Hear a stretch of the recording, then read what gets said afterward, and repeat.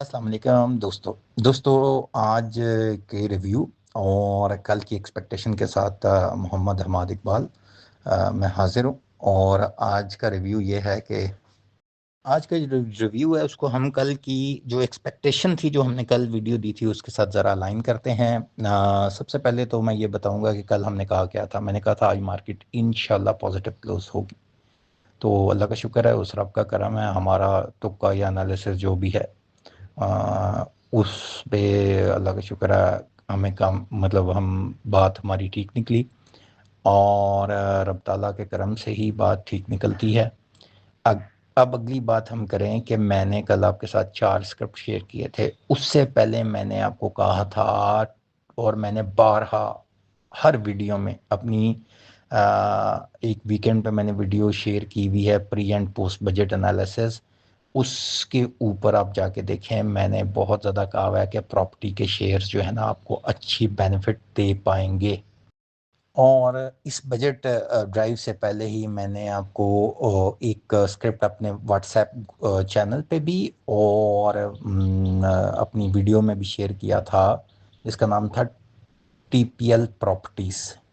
अब जो TPL properties है उसके ऊपर मेरी एक्सपेक्टेशन 10 तक की थी और आज अच्छा मूव किया और इंशाल्लाह हमारे इस टारगेट को ये टच करेगा। इसके साथ साथ जब मैंने ये बजट वीडियो दी तो मैंने परसों कहा था कि पेस को भी नज़र में रखिएगा, और पेस का टारगेट भी मैंने 13 रुपये बताया हुआ था। और मैंने कहा था कि 10 रुपये 50 पैसे 10 रुपये 40 पैसे में अकोमोडेट कर किया जा सकता है।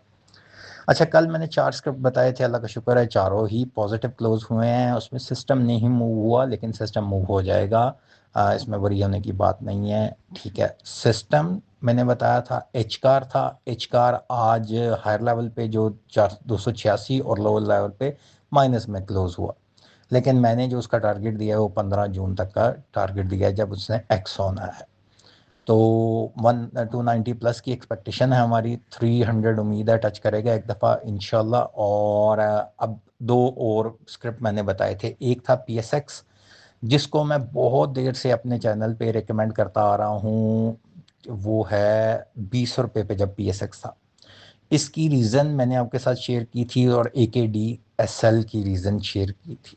अब दोनों की रीज़न मैं आज दोबारा रीआइट्रेट कर देता हूँ। इनकी जो ईपीएस है उसके मुताबिक इसे तकरीबन 50 रुपये पे खड़ा होना चाहिए था। ये आज से साल पहले जब मैंने इनके हालात और ईपीएस देख के मैंने कहा था कि इसे बाय कर लें 1 साल के लिए, या आपको 20 रुपये का 18 रुपये 20 रुपये का मिल रहा था। और इस वक्त ये अभी भी इसमें मार्जिन है और अच्छा मार्जिन है।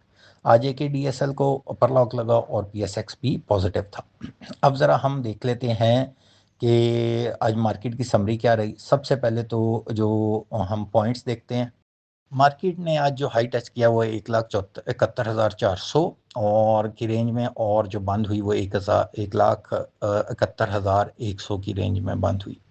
टोटल 984 पॉइंट्स जो है ना मार्केट पॉजिटिव हुई। वॉल्यूम लीडर्स में से बीको स्टील था। इसके साथ साथ हमारे पास वॉल्यूम लीडर्स में वर्ल्ड कॉल, हैस्कोल, TPLP, और इसके साथ साथ एक बड़ा फंडामेंटल स्क्रिप्ट मैंने परसों उसकी बात की थी थोड़ी सी, PIBTL। आप जहन में रखें, PIBTL Pakistan international container terminal और PNSC। जिस बंदे ने स्टेल इन्वेस्टमेंट करनी है फॉर लॉन्गर टर्म, वो पाकिस्तान इंटरनेशनल कंटेनर टर्मिनल उठा ले। इस वक्त उनके पास कोई कॉन्ट्रैक्ट नहीं है, याद रखिएगा। इस वक्त उनके पास कोई कॉन्ट्रैक्ट नहीं है और ये बड़ी कंपनी है। बड़ी कंपनी जो है ना ज़्यादा देर तक कॉन्ट्रैक्ट लेस रहती ही नहीं। ठीक है जी। जैसे ही इनके पास कॉन्ट्रैक्ट आया, ईपीएस वाइज इनकी ईपीएस मिनिमम भी जो, और मतलब फंडामेंटली इनकी प्राइस जो है मेरे मुताबिक वो 70 से 80 के दरमियान होनी चाहिए। लेकिन क्योंकि कॉन्ट्रैक्ट नहीं है ऑन बोर्ड और अच्छी परफॉर्मेंस इस साल ना आने की एक्सपेक्टेशन है, तो अल्टीमेटली इसकी जो प्राइस रेंज है उसमें इतनी ज़्यादा वो कहते हैं ना वो जंप नहीं आ रहा। ठीक है, लेकिन आपको ये जेन में रखना चाहिए कि जैसे ये फाइनलाइज कोई चीज़ कर पाएंगे, अल्टीमेटली इनकी मैनेजमेंट सारी टीम लगी हुई है किसी चीज़ को ब्रेक थ्रू लेने में, और जैसे ही कोई ब्रेक थ्रू मिलेगा तो ये लोग मतलब 80 तो फिर क्या, फिर ये हमें से मतलब 3x भी होता हुआ देखेंगे। ठीक है जी। ये तो ये तो था पाकिस्तान इंटरनेशनल कंटेनर टर्मिनल के हिसाब से, पीआईसीटी के हिसाब से। इसी तरह पीएनएससी है और एक है पीआईबीटीएल। मैंने 2 दिन पहले इसके बारे में जिक्र किया था कि इंशाल्लाह टाइम कंस्ट्रेंट होने की वजह से कंपनीज काफ़ी अच्छी हैं और ऐसे चैनल मैंने नया बिल्कुल जो है ना बनाया। पहले मेरे चैनल के ऊपर अराउंड 2000 प्लस, अराउंड 2000 वो थे सब्सक्राइबर। जब मैंने वो छोड़ दिया 6 महीनों में मेरे पास हो गए थे। इंशाल्लाह हम दोबारा इस चैनल को बेहतर तरीके से चलाएंगे और बेहतर रिजल्ट और बेहतर चीज़ें लोगों से शेयर करेंगे। मेरा ज़िंदगी का असूल है, मैं कोशिश करता हूँ जिस ज़ाविये से मैं देखता हूँ मैं उसको एक लॉजिक बना के देखता हूँ। एक इन्वेस्टमेंट के तौर पे मैंने एक चीज़ करनी होती है। मैंने कभी ये सोचा नहीं है कि भाई मेरे अपने पैसे नहीं है, मेरे अपने पैसे होते हैं जिस बंदे के भी यूज़ करने हैं मैंने या करवाने हैं। ठीक है जी। अब जो जिस मेथड से मैंने देखा है, अगर किसी को उससे वो कहते हैं ना कि वो समझता है कि यार ये सही तरीके से देख रहा है और फिर वो पीछे पैसे लगाए, इसलिए मैं कहता हूँ अपनी ड्यू डिलिजेंस या अपनी वो कहते हैं ना do your own research, DYOR सारों ने लिखा होता है कि do your own research before investing, तो वो ज़रूर करनी चाहिए। ठीक है। अब आ जाते हैं पीआईबीटीएल की तरफ से। पीआईबीटीएल के बड़े अच्छे रिजल्ट्स हैं इनके पास। समझ लें पाकिस्तान इंटरनेशनल कंटेनर टर्मिनल वाला कॉन्ट्रैक्ट है, तो अल्टीमेटली इसकी जो इस वक्त प्राइस है ये अभी ये 8 रुपये से चला है। हम सबको याद होना चाहिए 8 रुपये से इस वक्त 16 रुपये पे आ गया। ये तब ही हम रिकमेंड करते थे कि इसको होल्ड करना चाहिए। ठीक है। और अभी जो है ना मैंने आज से 6 महीने साल पहले की ये रिकमेंडेशन लोगों को दी हुई थी कि पीआईबीटीएल लेके बैठ जाए आराम से। तो अभी जो मेरी एक्सपेक्टेशन है इससे वो ये है कि ये 30+ की है, लेकिन टाइम लगता है और टाइम लगेगा और ये डबल डबल हो जाएगा। ठीक है जी। अब हमारे पास आ जाएगा कि मैंने पीएनएससी कहा, पीएनएससी जो है वो 700 भी टच कर सकता है। और अभी जो हालात हैं वो पीएनएससी में आप पोजीशन लेके रख लें जितने भी देखें। इन्वेस्टमेंट के ना बड़े मेथडोलॉजीज होती हैं। एक इन्वेस्टमेंट की मेथडोलॉजी है, इंशाल्लाह मैं लर्निंग वीडियोस में ये शेयर करूंगा कि आप शेयर के पीछे भागें। शेयर के पीछे भागें तो शेयर जो करेगा वो काम सही होगा। और जब शेर निकलेगा तो तब हाँ, अब ये है कि जब शेर वो निकल जाए जंगल से तो आपने भी निकल जाना है, अदरवाइज आप हॉन्टेड हो जाएंगे। ठीक है। तो ये आपको उसके लिए वेल इन्फॉर्म्ड रहना ज़रूरी है। मतलब इसका बेस्ट हाल ये होता है कि एक अच्छा ब्रोकर हो आपके पास जो जिसकी आपको इनसाइड आ रही हो कि यार इन्होंने इधर पोजीशन ली है तो इनके जो टारगेट्स हैं वो इस लेवल तक हैं, उस टारगेट से तकरीबन 5% पहले एग्जिट कर जाए। तो ये सबसे अच्छी अप्रोच होती है। या म्यूचुअल फंड की आपके पास इनसाइड इंफॉर्मेशन आ रही है, वो क्या बाइंग कर रहे हैं। अगर उन्होंने मतलब इसलिए तो बाइंग नहीं की कि उन्होंने नुकसान करना है। ठीक है। सारों ने प्रॉफिट के लिए ही बाइंग की होती है, किसी ने नुकसान के लिए बाइंग नहीं करता कोई भी बंदा। तो बेस्ट यही अप्रोच है कि आप जो है ना मतलब अगर न्यू कमर हैं तो आप किसी को एक को फॉलो करें और कोशिश करें उसकी रीजनिंग पे जाएं। ठीक है। और फिर खुद आपको लर्निंग होती जाएगी और विद द टाइम आप उस चीज़ को देख के एनालाइज कर लेंगे कि यार ये बात ठीक कर रहा है। ठीक है। मैंने पीआईबीटीएल की क्यों कहा, अगर आप इसकी ईपीएस देखें तो इसकी ईपीएस में बड़ी अच्छी ग्रोथ आई है। इसकी मटेरियल इन्फॉर्मेशन देखें तो उसके ऊपर कॉन्ट्रैक्ट बहुत ज़्यादा विनिंग लेवल आए हैं। फिर इसका पाकिस्तान इंटरनेशनल कंटेनर टर्मिनल को इसने रिप्लेस किया एक जगह पे। तो अल्टीमेटली यहाँ से आपको पता लग जाएगा कि इसमें वर्थ है, इसमें वो जो है ना वो पार है। ऐसे ही कोई चीज़ नहीं बढ़ जाती। हाँ, सट्टा ज़रूर होता है मार्केट में, उसे हम स्पेकुलेशन कहते हैं। स्पेकुलेशन को मैं मार्जिन देता हूँ 10 से 20%, लेकिन हमारी मार्केट बड़ी छोटी सी है। जो बड़ा मूवर है वो आता है, वो आके बड़ी आसानी से किसी भी एक स्क्रिप्ट को इतना ऊपर ले जाता है और फिर माल पकड़ा के बाहर निकल जाता है। जिसकी एक मिसाल पेज थी, लोग उसके अंदर अल्टीमेटली फंस गए। जिसकी अब मिसालें आ रही हैं आईपीओज। आईपीओज लोग लेते हैं और वो उसकी वैल्यू, उस स्क्रिप्ट की वैल्यू अगर हम रियल मनी में की हो तो उसकी इतनी वर्थ नहीं होती। मैं अब आपको एक मिसाल दे देता हूँ कि जो आईपीओ अभी रिसेंटली सतारा पेट्रोलियम का आया। सतारा पेट्रोलियम की जो फेस वैल्यू है वो है 1 रुपये। अब फेस वैल्यू क्या होती है ये इंशाल्लाह हम डिटेल डिस्कशन करेंगे लर्निंग वीडियो में। फेस वैल्यू यूजुअली जो फेस वैल्यू पहले स्टॉक में जितनी भी शेयर्स की कंपनियां थी ज़्यादातर की 10 रुपये थी। अब 1 रुपए की सतारा पेट्रोलियम, और सतारा पेट्रोलियम के पास अभी ओएमसी लाइसेंस नहीं है। 5 से 6 बिलियन की इन्होंने फंड रेजिंग की है आईपीओ से, और इनके पास 54 पंप्स हैं। पंप्स का मार्जिन श्रिंक हुआ है। अब आप खुद अंदाज़ा लगा लें कि इन्होंने ओएमसी बनते बनते इन्हें 2 से 3 साल लग जाएंगे।